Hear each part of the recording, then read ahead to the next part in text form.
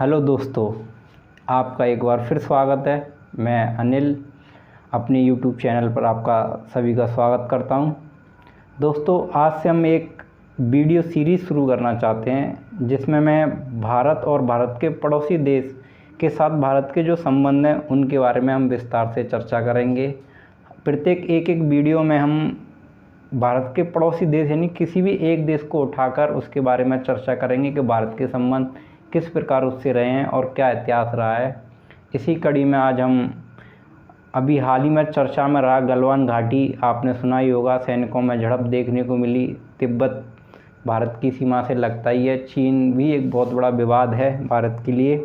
इसी टॉपिक को देखते हुए हम आज भारत, चीन और तिब्बत सीमा विवाद के बारे में चर्चा करेंगे। आइए समझते हैं।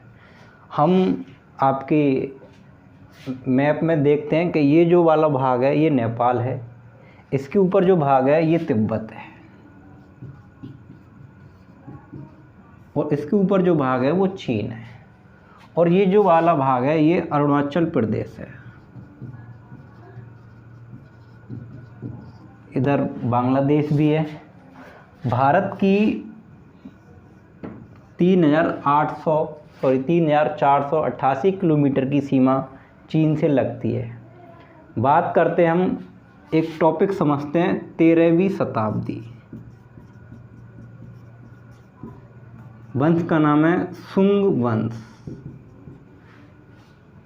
चीन के शासक सुंग वंश 13वीं शताब्दी में तिब्बत पर कब्जा कर लेते हैं। 13वीं शताब्दी से लेकर 17वीं शताब्दी तक ये यहाँ पर शासन करते हैं। उसके बाद 13वें दलाई लामा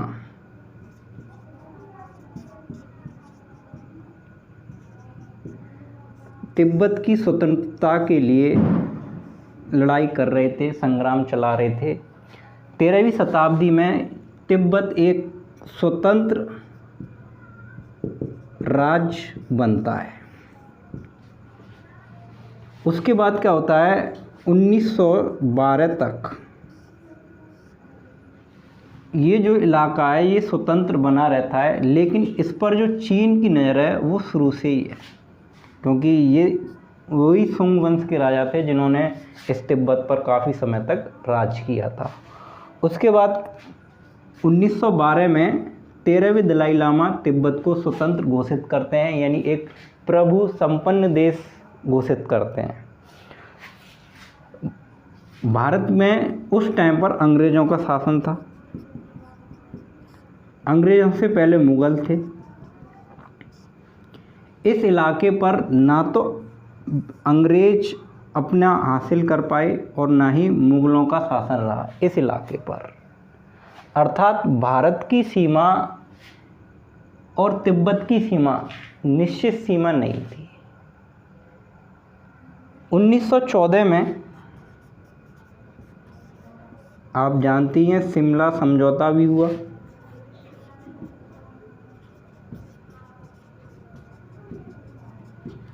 जहाँ पर क्या था, भारत, ब्रिटिश और चीन, तिब्बत के लोग बैठे। उन्होंने इस सीमा को बनाने के लिए, सीमा रेखा को बनाने के लिए काफ़ी बात हुई कि उस टाइम भी चीन ने तिब्बत को एक स्वतंत्र राष्ट्र मानने से इनकार कर दिया। उसके बाद चीन इसमें कोई हस्तक्षेप नहीं कर सका और मैक मोहन रेखा, यहाँ पर भारत और इनके बीच में जो रेखा है मैक मोहन रेखा बना दी गई, जिसकी कुल लंबाई 3,488 किलोमीटर है। चीन आज भी तिब्बत को अपना अभिन्न अंग मानता है। 1950 में चीन ने तिब्बत को अपने कब्जे में ले लिया, कब्जा कर लिया। 1950 में जब कब्जा कर लिया तो तिब्बत का जो इलाका था चीन के अंडर में आ गया, लेकिन इसको राजनैतिक रूप से मान्यता नहीं मिली थी। भारत के तत्कालीन प्रधानमंत्री पंडित जवाहरलाल नेहरू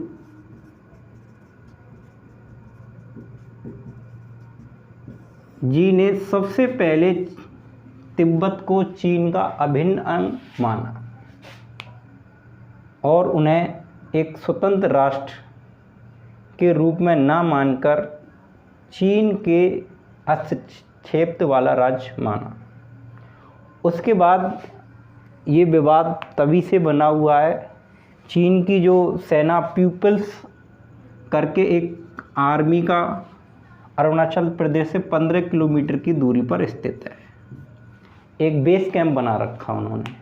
इस बेस कैंप पे चीन के राष्ट्रपति 2-3 बार दौरा भी कर चुके हैं और एक 2 रात ठहरते हैं। जब यहाँ ठहरते हैं तो उस ठहराव को भारत चीन युद्ध की नज़रिए से देखा जाता है। अभी हाल ही में भारत के प्रधानमंत्री अरुणाचल प्रदेश के दौरे पर गए। अरुणाचल प्रदेश के दौरे पर गए, चीन की तरफ से एक बयान आया कि प्रधानमंत्री और भारत कोई ऐसा कदम ना उठाएं जिससे हम दोनों देशों में सीमा विवाद उत्पन्न हो जाए।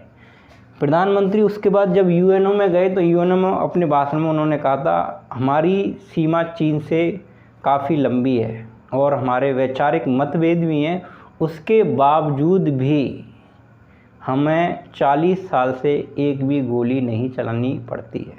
ये प्रधानमंत्री जी का बयान था और इसको चीन ने बड़े प्यार से हाथों हाथ लिया। लेकिन अब प्रधानमंत्री जी इस वाक्य को कहने के लिए पूर्ण रूप से सहमत नहीं है, क्योंकि गलवान घाटी में हमारे 14 जवान शहीद हुए और चीन की तरफ से जो खबर आई उसमें 4 जवान शहीद हुए चीन की तरफ से। जब चीन की तरफ से जो ये बयान आया तो भारत की भी रक्षा मंत्रालय ने बयान दिया कि अरुणाचल प्रदेश भारत का ही एक अभिन्न अंग है और इसे अलग नहीं किया जा सकता। और अरुणाचल प्रदेश में हमारे देश का कोई भी एक नागरिक कभी भी आ जा सकता है, रह सकता है, ठहर सकता है। जब चीन के राष्ट्रपति तिब्बत या भारत की सीमा रेखा के समीप आते हैं तो भारत को कोई प्रॉब्लम नहीं होती है, लेकिन जब भारत उनकी सीमा रेखा के पास जाता है, भारत के लोग जाते हैं, भारत का कोई बड़ा नेता जाता है, तो ये सीमा विवाद अपने बड़े चरम सीमा पर पहुंच जाता है और कोल्ड वार यानी कहें तो शब्दों की मार एक दूसरे को देखनी पड़ती है। दोस्तों, इन सारी चीज़ों में 2-3 बात समझने की है। एक तो 1950 में चीन ने तिब्बत पर पूर्ण रूप से कब्जा कर लिया। चीन आज भी अरुणाचल प्रदेश को दक्षिणी तिब्बत मानता है। क्यों मानता है? 1914 से पहले भारत की कोई भी निश्चित सीमा रेखा यहाँ नहीं थी। यहाँ पर एक बौद्ध मंदिर प्राप्त हुआ अरुणाचल प्रदेश में, तब उसके बाद सीमा रेखा की बात चर्चाओं में आई, क्योंकि मुग़ल यहाँ तक कभी पहुँचे नहीं थे। ब्रिटिश अंग्रेज़ जिन्होंने भारत पर 200 साल राज किया वो भी नहीं पहुँचे, यानी भारत की एक निश्चित सीमा रेखा नहीं थी।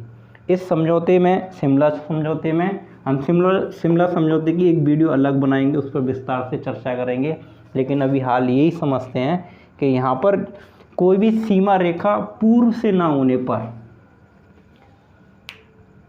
ना होने पर ये विवाद गहराया जाता है और आज भी ये स्थिति बनी हुई है। क्योंकि चीन इस समझौते में उस टाइम पर तो हस्ताक्षर कर चुका था और आज भी करा है, लेकिन वह अपने हस्ताक्षरों से मुकरता है, क्योंकि आज की जो पीढ़ी है वो पिछले निर्णयों को मानने के लिए तैयार नहीं है, क्योंकि यहाँ की जो जियोपॉलिटिक्स है वो काफ़ी रूप से बदल चुकी है। उन्होंने यहाँ की तिब्बती जो लोग थे उनका धीरे करके चीनीकरण किया, यानी उनकी संस्कृति को ठेस पहुँचाई है, उनकी आस्था को ठेस पहुँचाई है, उनके पहनाव को ठेस पहुँचाई है। यहाँ तक कि अब जो चीनी लोग, यहाँ पे जो तिब्बत के लोग हैं, उनमें से 30% जनसंख्या चीनी जो अपने डीएनए से चीनी है, वो उनसे संबंध स्थापित हैं और आपस में शादियाँ भी कर रहे हैं, एक दूसरे के आ जा भी रहे हैं। तो यहाँ की जो टोटल पॉपुलेशन में से 30% पॉपुलेशन चीनी हो चुकी है, या यूँ कहें चीनीकरण हो चुका है। दोस्तों आज हम अपनी वीडियो को यहीं विराम देते हैं। किसी अन्य देश की सीमा विवाद को हम लेकर अगली वीडियो में फिर हाजिर होंगे। तब तक के लिए नमस्कार।